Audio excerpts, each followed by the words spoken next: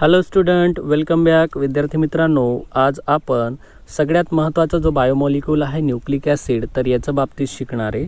हा जो nucleic acid biomolecule आहे याची डिस्कवरी स्वित्झर्लंडचा एक बायोकेमिस्ट होता, त्याचं नाव आहे फ्रेडरिक मिचर. तर या फ्रेडरिक मिचरनं 1869 मध्ये ज्या पस सेल आहे त्याच्यामधनं आयसोलेट केलं. आयसोलेट म्हणजे काढणे म्हणू आपण त्यांना, किंवा वेगळा करणे असं म्हणणार आहे. पस सेल कशाला म्हणतात विद्यार्थ्यांनो, तर लक्षात घ्या, आपल्याला जखम झाल्यानंतर जखम जी तर त्या ठिकाणी पांढऱ्या कलरचं किंवा पेल येलो कलरचं जे द्रावण तयार होत असते आणि हे द्रावण WBCचं असते, म्हणजे व्हाईट ब्लड सेलचं असते, त्याला पस सेल म्हणतात. बघा 1938 मध्ये या ठिकाणी न्यूक्लिक ॲसिड जो आहे तर त्याची दोन प्रकारे याचा पुरावा मिळालेला आहे. ते दोन न्यूक्लिक ॲसिड आहे बघा, डिऑक्सिरायबोन्यूक्लिक ॲसिड आणि रायबोन्यूक्लिक ॲसिड. डिऑक्सिरायबोन्यूक्लिक ॲसिड ज्याला DNA म्हणतो आपण, आणि रायबोन्यूक्लिक ॲसिड ज्याला आपण म्हणत असतो RNA. ओके, तर हे केव्हा याचा पुरावा मिळालेला आहे? 1938 मध्ये. ओके, आणि न्यूक्लिक ॲसिडची डिस्कवरी कोणी केलेली? फ्रेडरिक मिचरनं. केव्हा केलेली?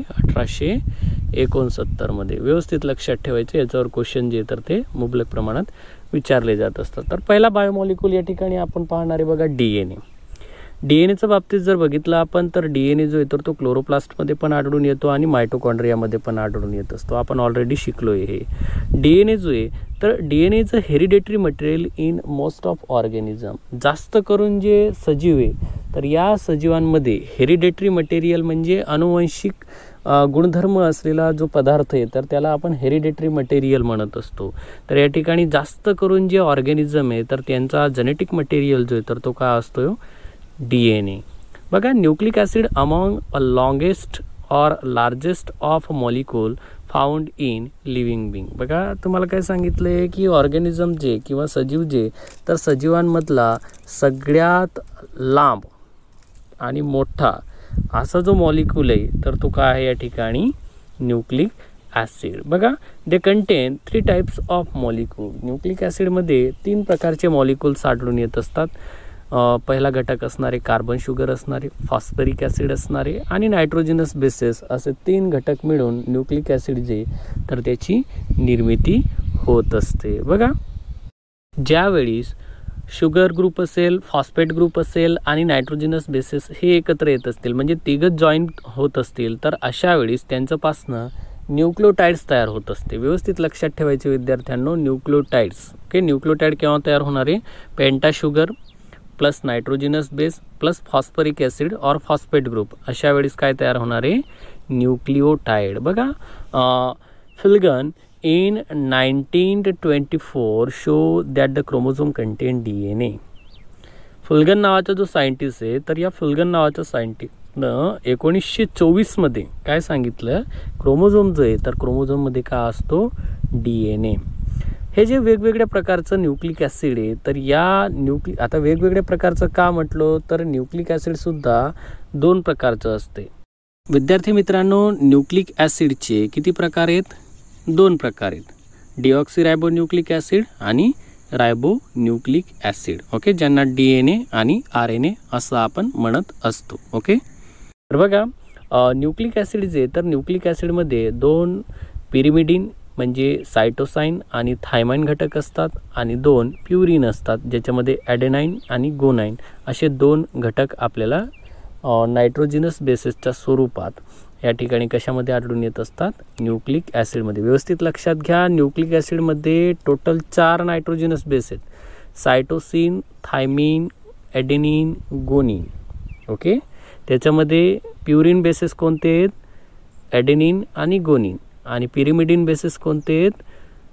सायटोसिन आणि थायमिन. व्यवस्थित लक्षात ठेवायचं, याच्यावर क्वेश्चन विचारला जात असतो.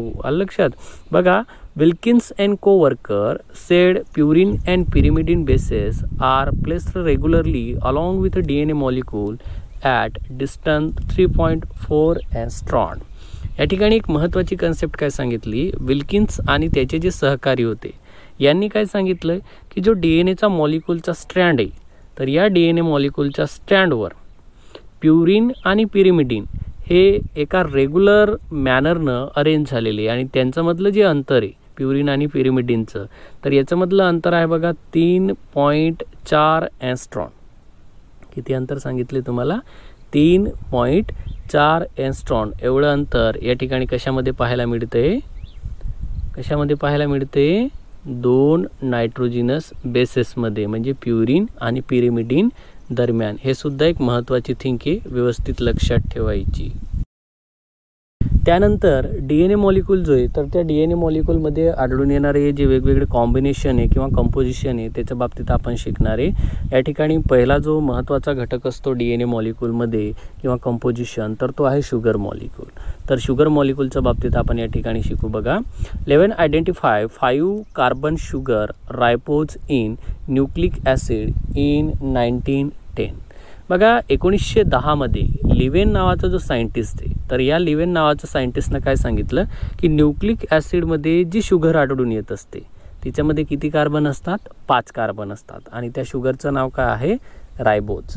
व्यवस्थित लक्षात घ्या, आपण मागचा जो कार्बोहायड्रेट पॉईंट पाहिला आहे त्याच्यामध्ये पेंटा शुगरमध्ये आपण रायबोज शिकलेलो आहेत. लक्षात. मग काय सांगितलं या ठिकाणी की लिवेन नावाच्या सायंटिस्टनं 1910 मध्ये काय सांगितले, न्यूक्लिक ॲसिडमध्ये जो शुगरचा प्रकार आढळून येत असतो तर तो रायबोज शुगरचा प्रकार आढळून येत असतो आणि या रायबोज शुगरमध्ये किती कार्बन असतात, 5. इट रिप्रेझेंट बाय पेंटा शुगर. आणि ही जी रायबोज शुगर आहे तर हिला काय म्हणून रिप्रेझेंट करत असतात, पेंटा शुगर. पेंटा शुगर का म्हणतोय, penta means 5. The deoxyribose or 2-deoxyribose which is derived from ribose due to deflection of oxygen from second carbon. या ठिकाणी ही जी रायबोज शुगर आहे तर या रायबोज शुगरला म्हणजे DNA मध्ये आढळून येणारी जी रायबोज शुगर आहे तर तिला डीऑक्सीरायबोज शुगर का म्हणतात, तर या ठिकाणी काय सांगितलंय की ऑक्सिजन मॉलिक्यूल जो आहे तर तो सेकंड नंबरचा कार्बनला डिफ्लेक्ट करतो. त्याच्यामुळं या ठिकाणी या रायबोज शुगरला कोणती शुगर म्हणलं जात असते, डीऑक्सीरायबोज शुगर. ओके. दुसरा या ठिकाणी कंपोजिशन DNA मध्ये असतो तो म्हणजे फॉस्फरिक ॲसिड H3PO4 आपल्याला माहिती आहे, जे या ठिकाणी DNA मॉलिक्यूल जो आहे तर त्याला ॲसिडिक नेचर प्राप्त करत असतो. आणि एक गोष्ट अजून व्यवस्थित लक्षात ठेवा, मी या पॉईंट्समध्ये मेन्शन केली नाही, DNA हा इलेक्ट्रोनिगेटिव्ह मॉलिक्यूल आहे. व्यवस्थित लक्षात ठेवायचं, DNA हा काय आहे, इलेक्ट्रोनिगेटिव्ह मॉलिक्यूल आहे. त्याच्यामुळे थोडंसं व्यवस्थित एक्झाममध्ये भरपूर वेळेस विचारलेला आहे नीटमध्ये हा क्वेश्चन. ओके. आपण 2 घटक पाहिले या ठिकाणी DNA मॉलिक्यूलमधला एक शुगर जो आपण पेंटा शुगर असते सांगितलं, पेंटा शुगर म्हणजे डीऑक्सीरायबोज शुगर आपण या ठिकाणी पाहिली. फॉस्फरिक ॲसिड असते H3PO4 आणि नायट्रोजिनस बेसिस. नायट्रोजिनस बेसिसच्या बाबतीत जर पाहिलं आपण तर या ठिकाणी बघा कोशेल demonstrated that the presence of 2 pyrimidine and 2 purine nitrogenous bases. बघा या ठिकाणी काय सांगितलंय, कोशेल नावाचा जो सायंटिस्ट आहे तर या कोशेलनं काय सांगितलंय की जो न्यूक्लिक ॲसिड आहे तर त्या न्यूक्लिक ॲसिडमध्ये जे नायट्रोजिनस बेसेस आहे तर त्याच्यात 2 पिरिमिडिन असणारे आणि 2 प्युरिन असणारे. ओके. DNAच्या बाबतीत व्यवस्थित लक्षात ठेवा, सायटोसिन आणि थायमिन. काय सांगितलं, सायटोसिन आणि थायमिन हे जे पिरिमिडिन बेसेस आहे हे या ठिकाणी DNA मध्ये प्रेझेंट असतात आणि प्युरिन बेसेस कोणते असणारे, ॲडेनिन अँड गोनिन. लक्षात, ॲडेनिन आणि गोनिन म्हणजे काय, सायटोसिन, थायमिन, ॲडेनिन, गोनिन हे 4 प्रकारचे नायट्रोजिनस बेस जे तर ते न्यूक्लिक ॲसिड जो DNAचा प्रकार आहे त्याच्यामध्ये आढळून येत असतात. लक्षात. त्याच्यानंतर बघा he was awarded bye a Nobel prize in 1910. या ठिकाणी काय सांगितलंय, कोशेलला या डिस्कवरीसाठी 1910 मध्ये नोबेल प्राइजनं अवॉर्डेड सुद्धा करण्यात आलेलं आहे. बघा these are nitrogenous contain ring compound. Purine आणि पिरिमिडिन जे तर हे नायट्रोजिनस बेसिस असलेले रिंग कंपाऊंड आहे, म्हणजे यांचं जे स्ट्रक्चर आहे तर ते रिंगच्या स्वरूपात असते. बेंझिन रिंग जशी आपल्याला माहिती आहे त्याप्रमाणे आपल्याला या प्युरिन आणि पिरिमिडिनचं स्ट्रक्चर पाहायला मिळते. पुन्हा एकदा लक्षात घ्या, पिरिमिडिन बेसिस कोणते आहे, सायटोसिन आणि थायमिन, आणि प्युरिन बेसिस कोणते आहे, ॲडेनिन आणि गोनिन. व्यवस्थित लक्षात ठेवायचे, CTAG किंवा AGCT. ओके. AGCT हे कशामध्ये आढळून येत असतात, DNA मध्ये आढळून येत असतात. व्यवस्थित लक्षात ठेवायचं. लक्षात. विद्यार्थ्यांनो, हे जे नायट्रोजिनस बेसिस आहे याच्यामधला प्युरिन जो पहिला घटक आहे, तर प्युरिन जो आहे तर त्याला दोन या ठिकाणी रिंगचा कंपाऊंड आढळून येत असतो, ॲडेनिन आणि गोनिन. हे दोन नायट्रोजिनस बेसिस आहे, डायग्राममध्ये दिसत आहेत तुम्हाला. दोन रिंग कंपाऊंड असलेले त्या डायग्राममध्ये तुम्हाला शो केलेले बघा. या ठिकाणी या दोन रिंग आहेत. लक्षात, कोणामध्ये दोन रिंग पाहायला भेटतात आपल्याला? प्युरिन. कोणकोणते प्युरिन आहे? ॲडेनिन आणि गोनिन. लक्षात, प्युरिन हा कशाचा प्रकार आहे? नायट्रोजिनस बेसिसचा. त्याच्यानंतर पिरिमिडिन जो आहे, तर पिरिमिडिनमध्ये जे कंपाऊंड असणारे सायटोसिन आणि थायमिन, सायटोसिन आणि थायमिन, तर याला फक्त सिंगल रिंग असणारे, एक रिंग असणारे डायग्राममध्ये तुम्हाला दिसते. या ठिकाणी ही सिंगल रिंग आपल्याला कशामध्ये पाहायला भेटते? पिरिमिडिनमध्ये. आणि प्युरिनमध्ये या ठिकाणी किती रिंग्स आहेत? डबल रिंग आहे. हा सुद्धा एक महत्त्वाची कन्सेप्ट आहे. आणि सगळ्यात महत्त्वाचं, in RNA uracil is present instead of thymine. जर RNA असेल तर RNA मध्ये थायमिनच्या जागेवर कोण प्रेझेंट असतो? युरॅसिल. लक्षात, थायमिनच्या जागेवर काय प्रेझेंट असणार आहे? युरॅसिल. म्हणजे RNAचं जर समजा आपण नायट्रोजिनस बेसिस जर कम्पेअर केले, तर प्युरिन बेसिस येणारे ॲडेनिन, गोनिन आणि सायटोसिल आणि युरॅसिल असे RNAच्या बाबतीत येणार. आणि DNAच्या बाबतीत कसे येणार? ॲडेनिन, गोनिन, सायटोसिन, थायमिन. ओके, हा एक महत्त्वाची कन्सेप्ट आहे, व्यवस्थित अंडरलाईन करून घ्या. आता बघा, nucleoside are form by nitrogenous bases and penta sugar. Nucleoside म्हणले मी. न्यूक्लिओसाइड केव्हा तयार होत असतात? ज्यावेळेस पेंटा शुगर ही नायट्रोजिनस बेसिस सोबत असते. डायग्राममध्ये पहा या ठिकाणी. ज्यावेळेस पेंटा शुगर ही नायट्रोजिनस बेसिस सोबत असते त्यावेळेस त्याला काय म्हणतात? न्यूक्लिओसाइड. काय म्हणतात त्याला? न्यूक्लिओसाइड. बघा, the DNA nucleoside are known as deoxyribonucleoside. आणि अशा प्रकारचा जो DNA असतो तर त्याला काय म्हणत असतात? डिऑक्सिरायबोन्यूक्लिओसाइड. ओके, आता दुसरी महत्त्वाची कन्सेप्ट आहे बघा, न्यूक्लिओटाइड. दुसरी महत्त्वाची कन्सेप्ट कोणती आहे? न्यूक्लिओटाइड. न्यूक्लिओटाइडच्या बाबतीत काय म्हणणार आहे आपण? Nucleotides are a nitrogenous bases with deoxyribose penta sugar and phosphate group. डायग्राममध्ये पाहू शकतात, ज्यावेळेस पेंटा शुगर सोबत nitrogenous base plus phosphate group असेल, nitrogenous bases plus phosphate group कोणासोबत? शुगर सोबत, त्यावेळेस त्याला काय म्हणलं जात असते? न्यूक्लिओटाइड. ओके, बघा डायग्राममध्ये पहा, न्यूक्लिओसाइड कशाला म्हणलो आपण? पेंटा शुगर प्लस नायट्रोजिनस बेस, याला काय म्हणतोय आपण? न्यूक्लिओसाइड. त्याच्यानंतर पेंटा sugar plus नायट्रोजिनस base plus phosphate group, याला काय म्हणणार आपण? न्यूक्लिओटाइड. याच्यामध्ये हा जो या ठिकाणी प्यारा आहे तर याच्यामध्ये फार इम्पॉर्टंट थिंग तुम्हाला सांगितले. प्युरिन बेसिस आहे बघा, ॲडेनिन, गोनिन, ज्याच्यामध्ये दोन रिंगचा कंपाऊंड आढळून येत असतात, ॲडेनिन आणि गोनिन. पिरिमिडिन बेसिस जे तर ते सिंगल रिंग कंपाऊंड असतात, ज्याच्यामध्ये सायटोसिन आणि थायमिन आढळून येत असतात.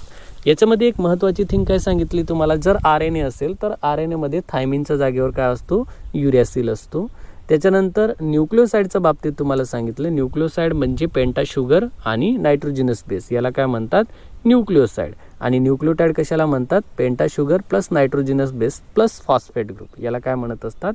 न्यूक्लिओसाइड. व्यवस्थित लक्षात ठेवायचं, एकदम सोप्या या ठिकाणी कन्सेप्ट येत आहेत. ओके, बघा, DNA जो आहे तर DNA is found in nucleus and cytoplasm. कुठं आढळून येत असतो DNA? न्यूक्लियस आणि सायटोप्लाझममध्ये. बघा, टोटल सायटोप्लाझमिक कॉन्ट्रीब्युशन जर DNAचं पाहिलं आपण, तर एका सेलमध्ये जे सेलचं द्रावण आहे तर त्याच्यामध्ये DNAचं जे प्रमाण आहे तर ते 1 ते 5% असते. लक्षात, म्हणजे सेलमध्ये पेशी द्रावण जे सायटोप्लाझमिक DNA या ठिकाणी तुम्हाला सांगितलंय, तर पेशीचं जे द्रावण आहे त्याच्यामध्ये 1 ते 5% आपल्याला या ठिकाणी DNA आढळून येत असतो. बघा, Rosalind Franklin study the structure of DNA using x-ray.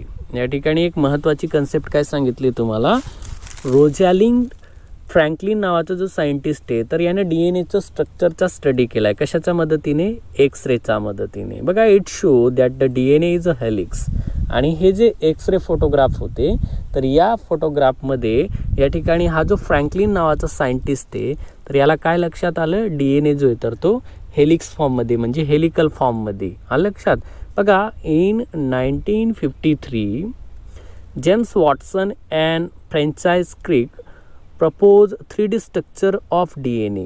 1953 मध्ये वॉटसन आणि क्रिक यांनी DNAचं 3D स्ट्रक्चर तयार केले. 3 डायमेन्शनल स्ट्रक्चर असं म्हणतो आपण त्याला.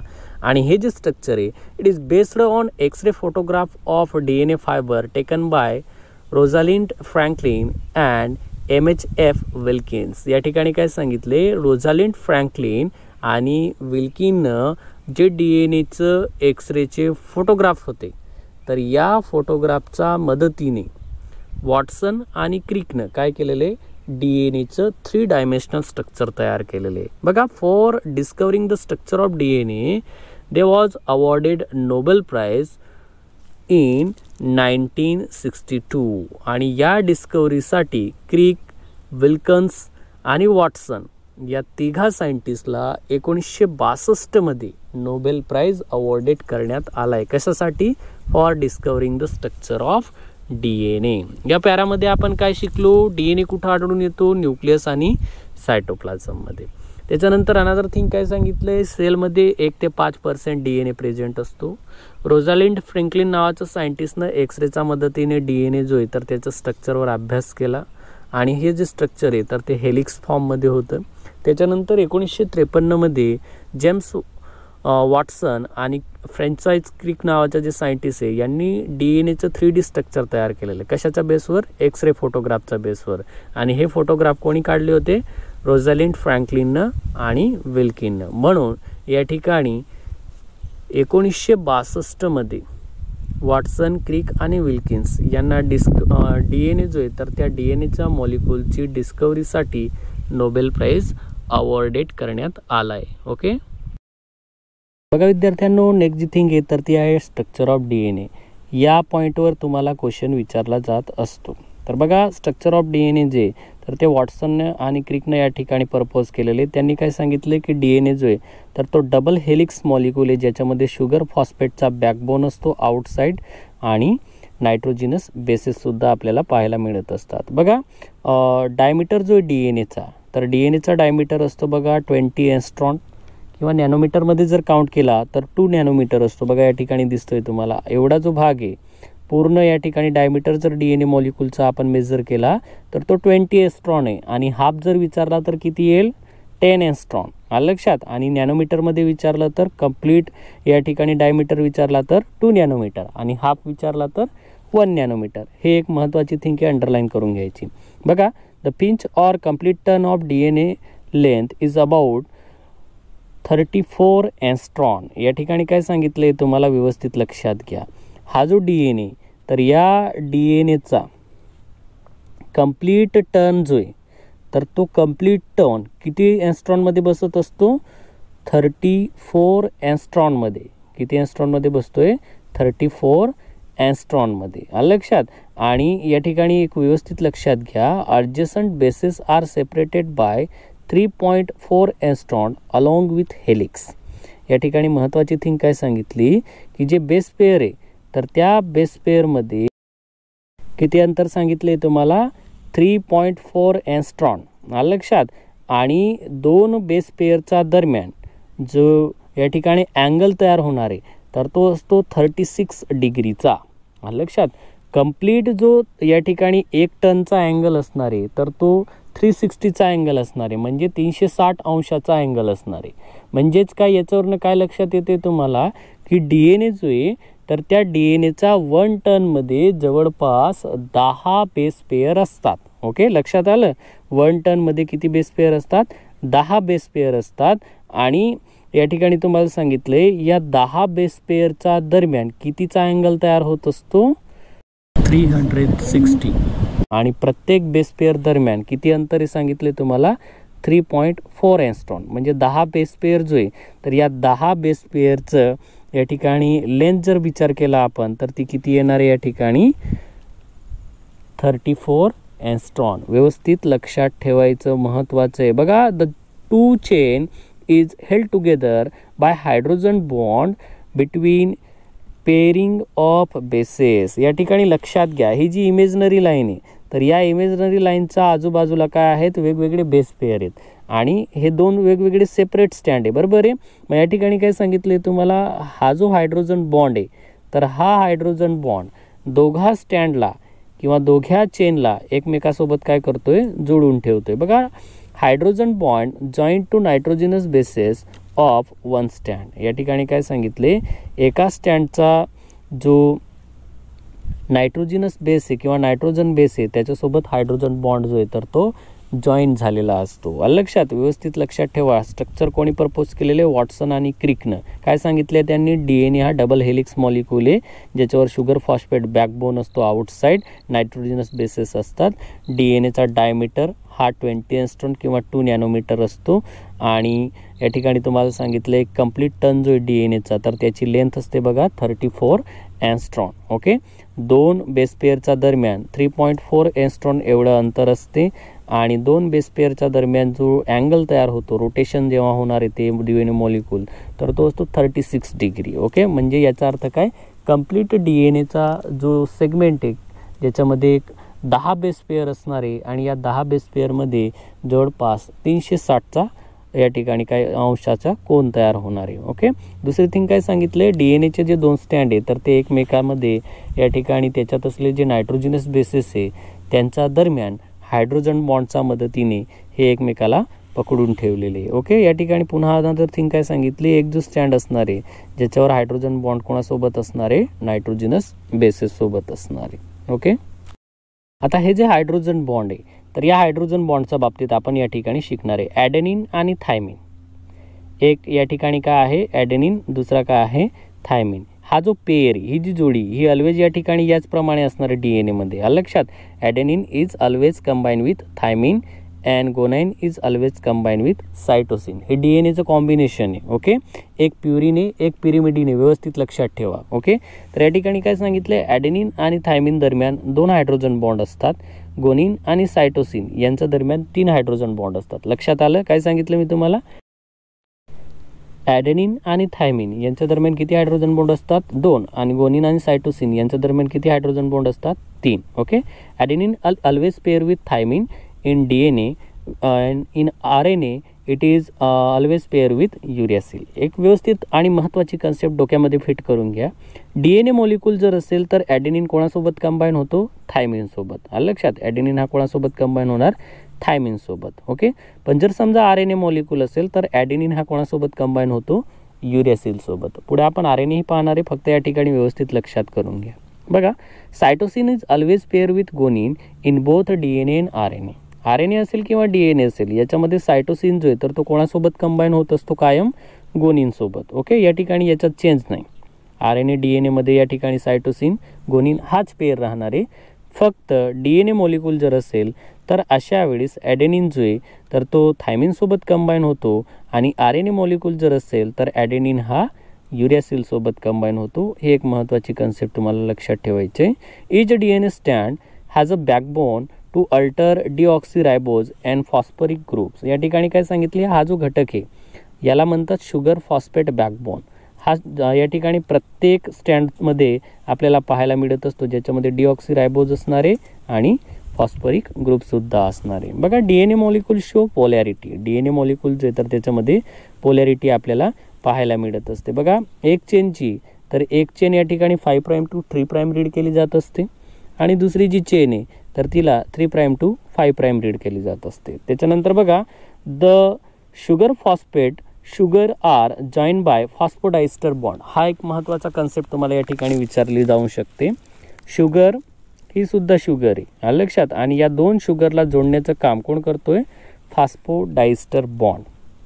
Means what, phosphodiester bond is present between sugar phosphate and sugar. Okay, हा शुगरचा मॉलिक्यूल आहे, हा सुद्धा शुगरचा मॉलिक्यूल आहे. यांना दोघांना कोण जोडते, फॉस्फोडायस्टर बॉन्ड. याच्यामध्ये बॉन्डिंगवर सुद्धा तुम्हाला क्वेश्चन जे तर ते जास्त प्रमाणात विचारले जात असतात. त्यानंतर बघा, the nitrogenous bases attach with deoxyribo sugar molecule by glycosidic bond. आता ग्लायकोसायडिक बॉन्ड कुठं प्रेझेंट असतो, बघा, हे स्ट्रक्चर आहे DNAचं. हा जो मिडलला दिसतोय तुम्हाला, इट इज अ पेंटा शुगर आणि हा नायट्रोजिनस बेसेस. ओके, मग या पेंटा शुगर नायट्रोजिनस बेसेसला कशाच्या मदतीने अटॅच होतोय, ग्लायकोसायडिक बॉन्डच्या मदतीने. हे सुद्धा व्यवस्थित लक्षात ठेवायचं. नायट्रोजिनस बेस आणि शुगर मॉलिक्यूल किंवा डिऑक्सिरायबोज यांच्या दरम्यान कोणता बॉन्ड प्रेझेंट आहे? ग्लायकोसायडिक बॉन्ड. अगोदरचा बॉन्ड कोणता पाहिला सगळ्यात अगोदर? Hydrogen bond. हायड्रोजन बॉन्ड कोणाच्या दरम्यान आहे? दोन स्टँडच्या दरम्यान आहे. आलं लक्षात. आणि नंतर कोणता बॉन्ड पाहिला आपण?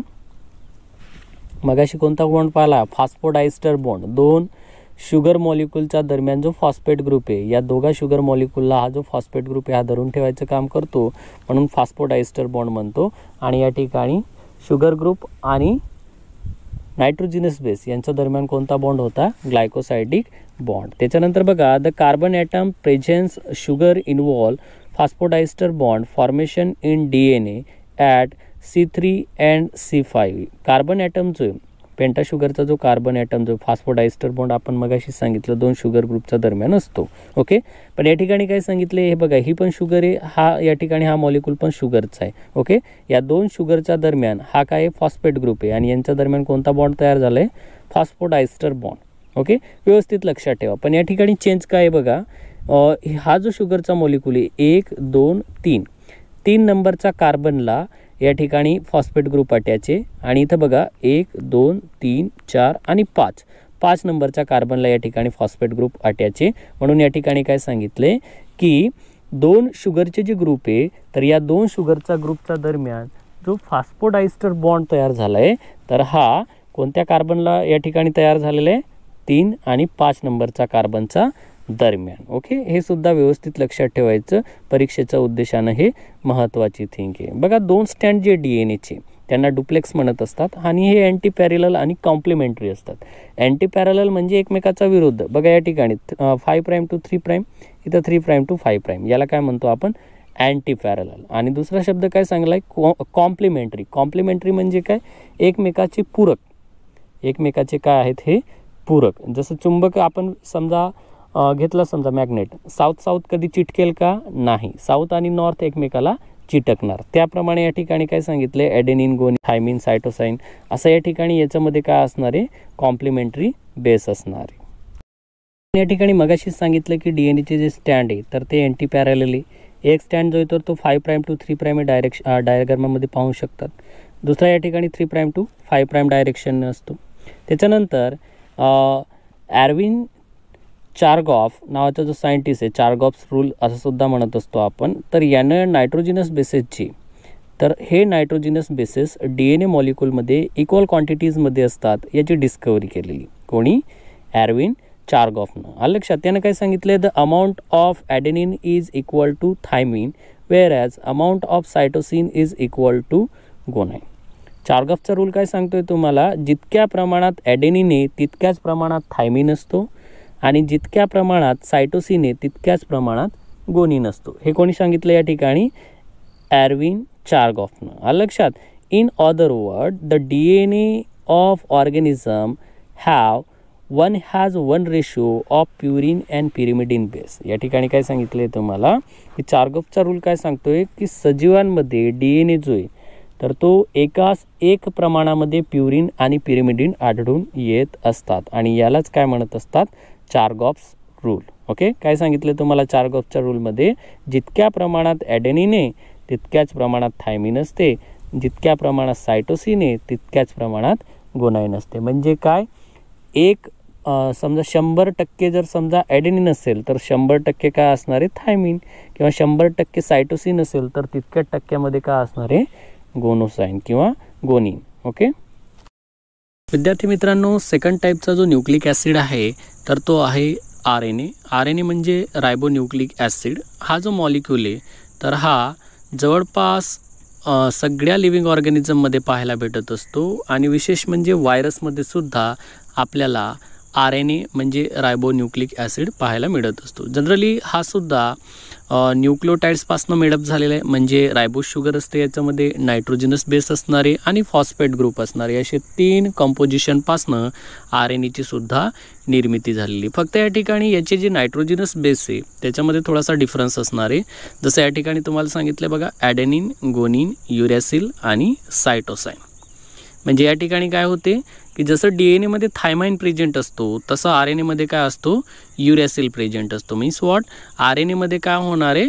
युरॅसिल इज रिप्लेस विथ थायमाइन, म्हणजे थायमाइन जो आहे तर त्याला रिप्लेस कोण करत असते, युरॅसिल. जनरली RNA जो आहे तर मोस्ट ऑफ RNA हे सिंगल स्टँडर्ड असतात, पण काही जे RNA असतात तर ते डबल स्टँडर्ड असतात. विशेष म्हणजे व्हायरसचे जे RNA तर ते डबल स्टँडर्ड असतात. जसं या ठिकाणी एक्झाम्पल दिले तुम्हाला रिओ व्हायरस आणि वाऊंड ट्युमर व्हायरस दिलेलं आहे तुम्हाला.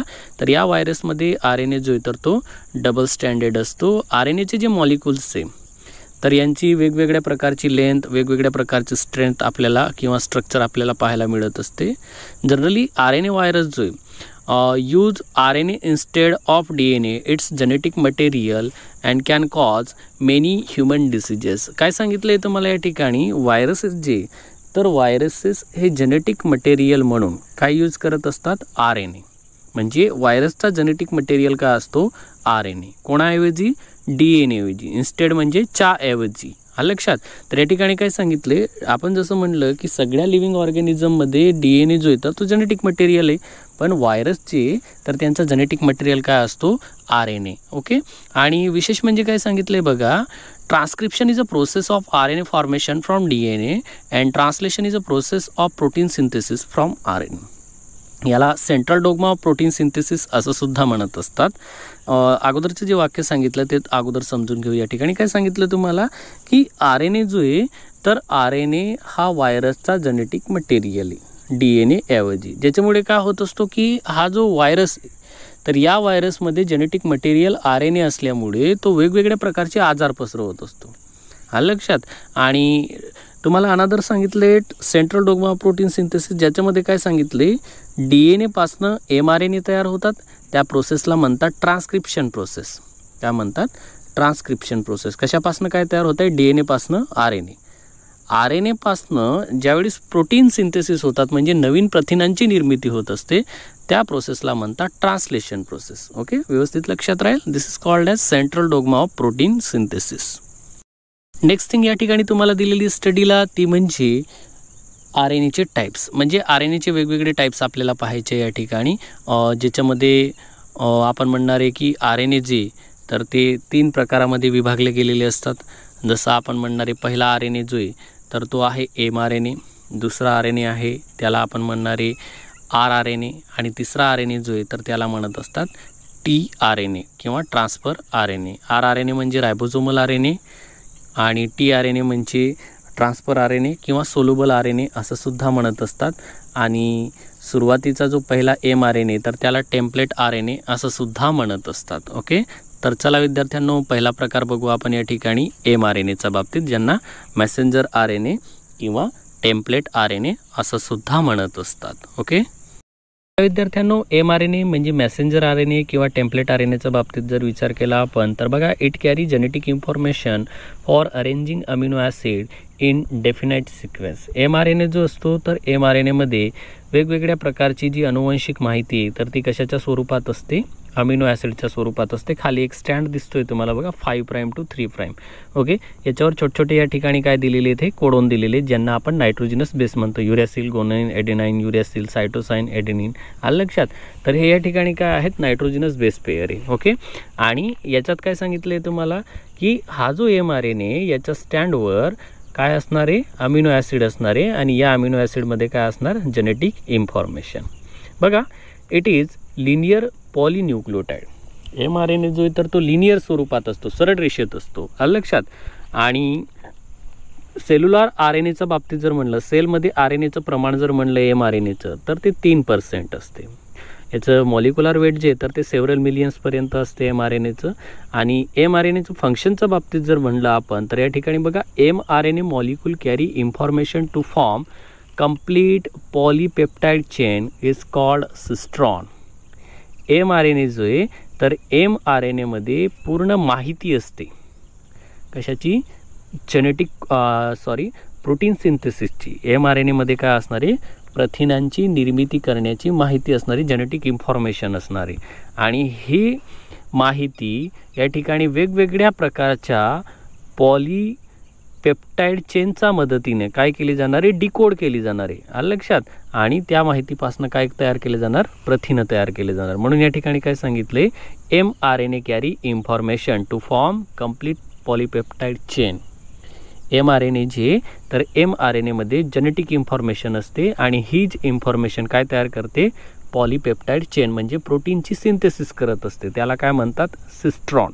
ओके, बघा size of mRNA is related to size of message it contain. बघा mRNAची साईज आहे, तर mRNAची साईज कशावर डिपेंड करते, त्या mRNAमध्ये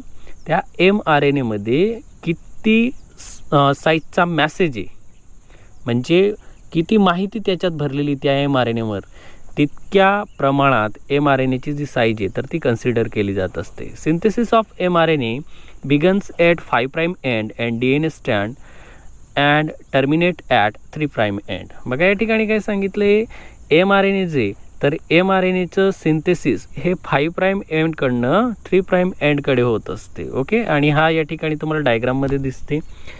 स्टार्टिंग जी प्रोटीन सिंथेसिसची ती AUG कोडपासनं होत असते. बघा हा याला स्टार्ट कोडॉन म्हणतात, AUG.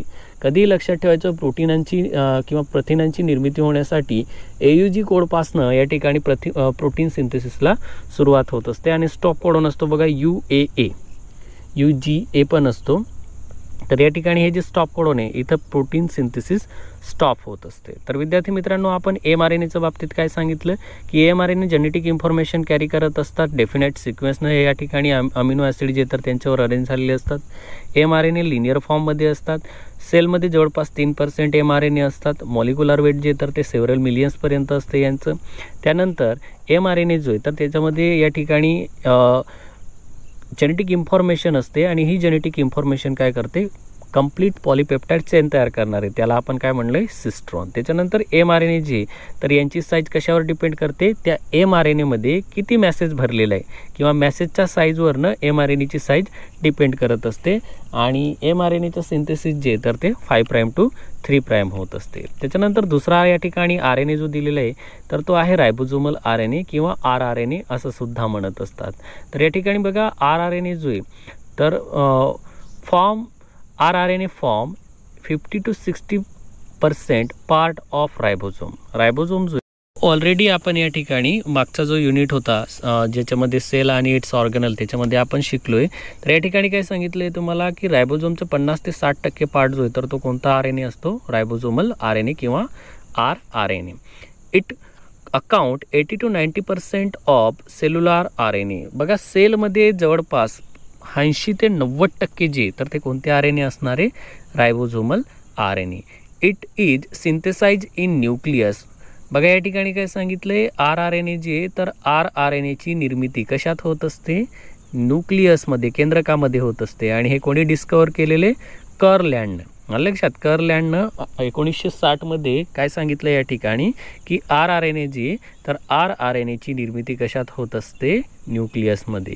आणि हे जे rRNA तर हे इंटरचेनमध्ये कॉम्प्लिमेंटरी बेस पेअरिंग असल्यामुळे, इंटरचेनमध्ये म्हणजे पूर्ण जी चेन आहे तर त्या चेनमध्ये कॉम्प्लिमेंटरी बेस पेअर असल्यामुळे ते काय होतात, कॉयलेट होत असतात. या ठिकाणी डायग्राममध्ये बघा, हे या ठिकाणी काय झाली, ही चेन आहे पण इथं काय झाले, ते कॉम्प्लिमेंटरी बेस म्हणजे एकमेकाचे पूरक असे नायट्रोजिनस बेस त्या ठिकाणी असल्यामुळे काय झाले, ते या ठिकाणी आपण जर पाहिलं तर हे कॉयलेट झालेले म्हणजे एकमेकांमध्ये त्या ठिकाणी डबल स्टँडिंगचं फॉर्मेशन होत आहे. ओके, लक्षात राहील व्यवस्थित, ठीक आहे. बघा तिसरा जो प्रकार या ठिकाणी RNAचा तो आहे ट्रान्सफर RNA किंवा सोल्युबल RNA. तर transfer RNA molecule is much smaller consisting 70 to 80 nucleotide. या ठिकाणी तुम्हाला सांगितले ट्रान्सफर RNA जे तर ते खूप लहान असतात, त्यांच्यामध्ये जवळपास 70 ते 80 न्यूक्लियोटाइड प्रेझेंट असतात. न्यूक्लियोटाइड म्हणजे काय बरं, sugar plus nitrogenous base plus phosphate group. Okay, त्याला काय म्हणतात, न्यूक्लियोटाइड. तर या ठिकाणी काय सांगितले तुम्हाला की 70 ते 80 न्यूक्लियोटाइड कशामध्ये प्रेझेंट असतात, ट्रान्सफर RNAमध्ये. It is also single stranded but number of complementary base sequence after pairing. हा tRNA सुद्धा सिंगल स्टँडर्ड असतो, पण ज्यावेळेस त्याचे कॉम्प्लिमेंटरी बेस एकमेकासमोर येत असतात त्यावेळेस तो पेअरिंग होत असतो. It is shaped like clover leaf. आणि हा जो tRNA तर याचा शेप कसा दिसत असतो, क्लोवर लीफ सारखा. कोणी सांगितलं हे, होलीनं किंवा 1965 मध्ये. क्लोव्हरलीफ म्हणजे रानमेथी म्हणतो आपण. रानमेथीचा पानाचा आकार या ठिकाणी काय झालेला आहे, जो टीआरएनए तर त्याला प्राप्त होत असतो किंवा ज्यावेळेस त्याचे बेस सिक्वेन्स एकमेकाचे कॉम्प्लिमेंटरी होत असतात त्यावेळेस. Each tRNA can pick up particular amino acid. प्रत्येक टीआरएनए जो आहे तर तो विशिष्ट प्रकारचं अमिनो ॲसिड घेत असतो. बघा टीआरएनए जो आहे तर या टीआरएनएला विशेष 4 पार्ट असतात. त्याच्यातला पहिला आहे बघा DHUR. बघा या ठिकाणी हा डी लूप तुम्हाला दिसतोय ना, हा डी लूप म्हणजे काय, DHUR. ओके, तर याला आपण म्हणत असतो, याचं फुल फॉर्म आहे बघा डायहायड्रोक्सी युरॅसिल लूप. काय म्हणतात याला, dihydroxy uracil loop. Amino acid recognise site असं सुद्धा म्हणत असतो आपण. त्याच्यानंतर अमिनो ॲसिड बाइंडिंग साईट या ठिकाणी दिलेली, ही इथं 3' एंडला काय आहे, अमिनो ॲसिड बाइंडिंग साईट आहे. त्याच्यानंतर अँटीकोडॉन लूप दिलेला आहे या ठिकाणी, हा जो खाली दिलेला आहे तुम्हाला तर हा कोणता आहे, अँटीकोडॉन लूप. त्याच्यानंतर चौथा जो प्रकार दिलेला आहे तर तो या ठिकाणी दिलेला आहे रायबोझोमल रिकग्नाइज साईट. रायबोझोम रिकग्नाइज करण्याची जी साईट आहे तर ती या ठिकाणी प्रेझेंट असणार आहे. बघा in anticodon loop of tRNA 3 unpaired nucleotide are present called anticodon which pair with codon present on mRNA. व्यवस्थित लक्षात घ्या की हा जो अँटीकोडॉन लूप आहे, या अँटीकोडॉन लूपवर 3 काय असतात, न्यूक्लियोटाइड असतात. आणि हे न्यूक्लियोटाइड कोणासोबत कॉम्प्लिमेंटरी असतात, mRNAच्या स्टँडवर असलेले वेगवेगळ्या न्यूक्लियोटाइडसोबत. म्हणजे mRNA सोबत ज्यावेळेस हे अँटीकोडॉन कोडेड होत असतात त्यावेळेस त्यांच्यापासनं विशिष्ट प्रकारचं अमिनो ॲसिड जे तर ते तयार होणार आहे. बघा the specific amino acid attach at 3' end in acceptor stem of cloverleaf of tRNA. या ठिकाणी काय सांगितलं आहे बघा, हे जी 3' एंड आहे तर या 3' एंडला स्पेसिफिक अमिनो ॲसिड जे तर ते या ठिकाणी काय होणार आहे, अटॅच होणार आहे. म्हणून याला acceptor stem of cloverleaf of tRNA असं सुद्धा म्हणत असतात. म्हणजे इथून या ठिकाणी काय केलं जाणार आहे, जे विशिष्ट प्रकारचे कोडोन असलेले जे RNA तर ते काय होणार आहे, या ठिकाणी या अमिनो ॲसिड अटॅचमेंट साईटला बाइंड होणार. ओके, तर या ठिकाणी जो टीआरएनए याच्यामध्ये आपण काय शिकलो की सगळ्यात लहान RNA ज्याच्यामध्ये 70 ते 80 न्यूक्लियोटाइड प्रेझेंट आहे. जनरली सिंगल स्टँडर्ड असतो पण कॉम्प्लिमेंटरी बेस असल्यामुळे तो डबल पेअरिंग होत असते. क्लोव्हरलीफ मॉडेल याच्यामध्ये आपल्याला पाहायला भेटत असते आणि हे सगळ्यात अगोदर आपल्याला हॉली नावाच्या सायंटिस्टनं 1965 मध्ये सांगितलं आहे. टीआरएनए जो आहे तर टीआरएनए काय करणारे, पर्टिक्युलर टाईपचं अमिनो ॲसिड काय करणारे, पिकअप करणारे. टीआरएनएचे 4 रिकग्नाइज या ठिकाणी साईट आपल्याला पाहायला भेटतात किंवा पार्ट बघायला भेटतात. DHU, त्याच्यानंतर अमिनो ॲसिड बाइंडिंग साईट असेल, अँटीकोडॉन लूप असेल ज्याला कोडॉन रिकग्नाइज साईटसुद्धा म्हणतात, आणि रायबोझोमल रिकग्नाइज साईटसुद्धा याच्यामध्ये आपल्याला पाहायला मिळत असते. जो अँटीकोडॉन लूप आहे तर त्या अँटीकोडॉन लूपमध्ये 3 अनपेअर न्यूक्लियोटाइड असतात आणि या 3 अनपेअर न्यूक्लियोटाइडलाच म्हणत असतात अँटीकोडॉन. अँटीकोडॉन लूपवर प्रेझेंट असलेले जे 3 अनपेअर या ठिकाणी न्यूक्लियोटाइड आहे त्यांना काय म्हणणार, अँटीकोडॉन. हे कोडॉन कोणासोबत बाइंड होतात, mRNAवर असलेल्या कोडॉनसोबत बाइंड होणार आहे. म्हणजे अँटीकोडॉन कशावर प्रेझेंट आहे, टीआरएनएवर, आणि कोडॉन कशावर प्रेझेंट आहे, mRNAवर. ओके, त्याच्यानंतर या ठिकाणी आपल्याला महत्त्वाची एक कन्सेप्ट दिलेली, हे जे 2 आपण न्यूक्लिक ॲसिड पाहिले DNA आणि RNA तर यांच्यामधला आपल्याला डिफरन्स या ठिकाणी पाहायचा आहे. तर बघा DNAच्या बाबतीत DNA is usually occur inside the nucleus and some cell organelle. DNA जो आहे तर तो जास्त करून न्यूक्लियसमध्ये आणि काही जे पेशी अंगक आहे त्यांच्यामध्ये पाहायला मिळत असतो. RNAच्या बाबतीत जर म्हणलं तर RNA हा जनरली सायटोप्लाझममध्ये जास्त प्रमाणात पाहायला भेटत असतो. ओके, त्याच्यानंतर DNA जो आहे तर तो या ठिकाणी जेनेटिक मटेरियल आहे ऑर्गॅनिझमचा, आणि RNA जो आहे तर RNA हा जेनेटिक मटेरियल नाही. आलं लक्षात, RNA हा जेनेटिक मटेरियल नाही. जेनेटिक मटेरियल काय आहे, DNA. RNA हा कोणाचा जेनेटिक मटेरियल असतं, मग व्हायरसचा. ओके, बघा DNA जो आहे तर DNA या ठिकाणी काय असणार आहे, डबल स्टँडर्ड असणार आहे. पण काही जे व्हायरस आहे त्यांना एक्सेप्ट केलेलं आहे या ठिकाणी, बरं लक्षात ठेवा. जनरली DNA हा डबल स्टँडर्ड असतो, काही व्हायरसमध्ये DNA हा सिंगल स्टँडर्ड आपल्याला पाहायला मिळत असतो. मात्र RNA जो आहे तर RNA हा सिंगल स्टँडर्ड आहे आणि याच्यामध्ये सुद्धा काही व्हायरस या ठिकाणी एक्सेप्ट केलेले ज्यांच्यामध्ये डबल स्टँडर्ड RNA आपल्याला पाहायला मिळत असतो, जसं रिओ व्हायरस असेल. ओके, त्यानंतर बघा DNA is only 2 types, that is intranuclear and extra nuclear. DNA जो आहे तर DNAचे फक्त 2च प्रकार आहे, इंट्रान्यूक्लिअर DNA आणि एक्स्ट्रा न्यूक्लिअर DNA. मात्र RNA जो आहे तर RNAचे 3 प्रकार आहे, mRNA, rRNA आणि tRNA. ओके, डिफरन्स व्यवस्थित लक्षात ठेवायचं. DNA मध्ये जी शुगर आढळून येत असते तर त्या शुगरला म्हणतात डिऑक्सिरायबोज शुगर.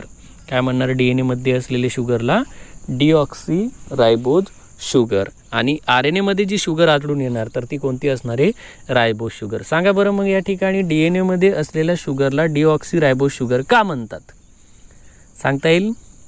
शिकलोत ना आपण या व्हिडिओमध्ये.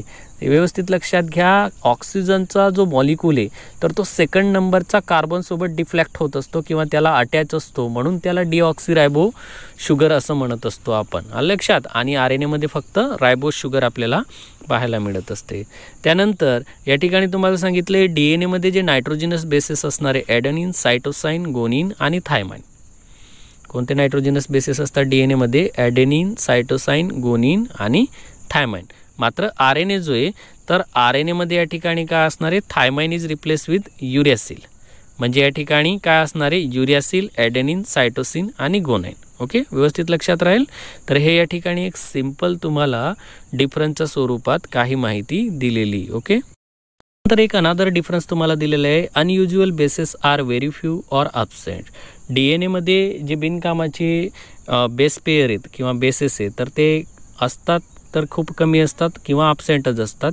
मात्र या ठिकाणी RNA मध्ये मेनी अनयुज्युअल आणि मॉडिफाईड बेसेससुद्धा आपल्याला पाहायला मिळत असतात. ओके, तर या ठिकाणी एक सिंपल तुम्हाला छोटे छोटे डिफरन्सच्या स्वरूपात काही पॉईंट्स दिलेले होते. त्याच्यानंतर बघा काही अजून आपण याच्यातले डिफरन्स पाहू.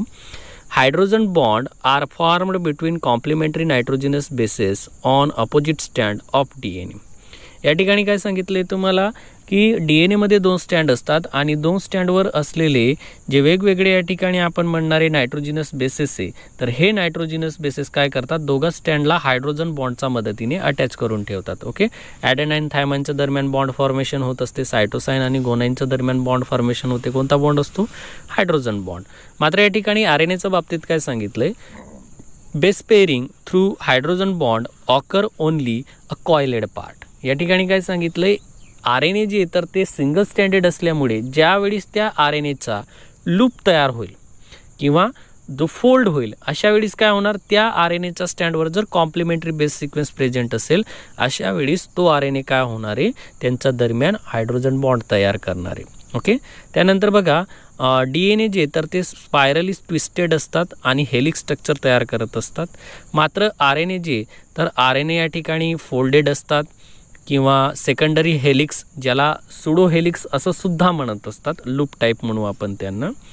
त्याच्यानंतर DNA मध्ये रेप्लिकेशन जे तर या ठिकाणी काय सांगितले, it replicate to form new DNA molecule. DNA molecule जो आहे तर तो नवीन DNA मॉलिक्यूल तयार करण्यासाठी रेप्लिकेट होत असतो. मात्र RNAच्या बाबतीत काय सांगितले, it can not normally replicate it self.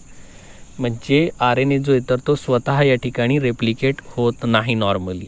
Okay, मग RNA कसा तयार होणार, DNA पासनं. ओके, त्यानंतर बघा DNA transcribe genetic information to form RNA. ज्यावेळेस DNA जो आहे तर DNA मध्ये ट्रान्सक्रिप्शन प्रोसेस घडून येत असते त्यावेळेस तो काय तयार करणार आहे, RNA तयार करणार आहे. आणि ज्यावेळेस RNA ट्रान्सलेट केला जात असतो त्यावेळेस या ठिकाणी RNA काय करणार आहे, प्रोटीनची सिंथेसिस करणारे, प्रथिनांची निर्मिती करणारे. ओके, व्यवस्थित लक्षात ठेवायचं. त्यानंतर नेक्स्ट डिफरन्स काय सांगितलं आहे तुम्हाला बघा, its quantity is fixed for cell. DNAची जी क्वांटिटी तर ती सेलसाठी फिक्स असते. मात्र RNA जे तर RNAची क्वांटिटी ही सेलसाठी फिक्स नसते. बघा, purine and pyrimidine bases are equal in number. DNA मध्ये प्युरिन आणि पिरिमिडिन बेसेस जे तर ते इक्वल इन नंबर असतात. म्हणजे चार्गॉफचा जो रूल आहे तर तो या ठिकाणी फॉलो होत असतो. मात्र RNA मध्ये प्युरिन आणि पिरिमिडिन बेसेस जे तर ते नॉट इक्वल असतात, मे बी आपण या ठिकाणी म्हणू शकतो. त्याच्यानंतर DNA मध्ये आपण या ठिकाणी अनदर डिफरन्स बघणार आहे. It occur in the form of chromosome, chromatin and chromosome. या ठिकाणी काय सांगितले, DNA जे तर ते कशाच्या स्वरूपात आढळून येतात, क्रोमोझोमच्या स्वरूपात, क्रोमॅटिनच्या स्वरूपात किंवा क्रोमोझोमच्या स्वरूपात आढळून येत असतात. मात्र RNA जे तर RNA या ठिकाणी रायबोजच्या फॉर्ममध्ये आढळून येत असतात किंवा असोसिएटेड विथ रायबोज या ठिकाणी आपल्याला पाहायला मिळत असतात. DNA जे तर ते लॉंग लिव्ड असतात, म्हणजे दीर्घकाळ जगत असतात. आणि RNA जे तर ते शॉर्ट लिव्ड असतात किंवा समवॉट लॉंगर लाईफसुद्धा असतात, म्हणजे काहींमध्ये या ठिकाणी लॉंगर लाईफसुद्धा आपल्याला पाहायला मिळत असते. ओके, तर हे एक सिंपल या ठिकाणी आपण डिफरन्सच्या स्वरूपात पाहिला. डिफरन्स जर समजा तुम्हाला 3 मार्कासाठी विचारला तर तुम्ही कमीत कमी 3 मार्कासाठी म्हणजे 6 पॉईंट लिहायचे असतात तुम्हाला, आणि 2 मार्कासाठी विचारलं तर 4 पॉईंट. DNA चे 4 पॉईंट, RNA चे 4 पॉईंट. आलं लक्षात? ठीक आहे.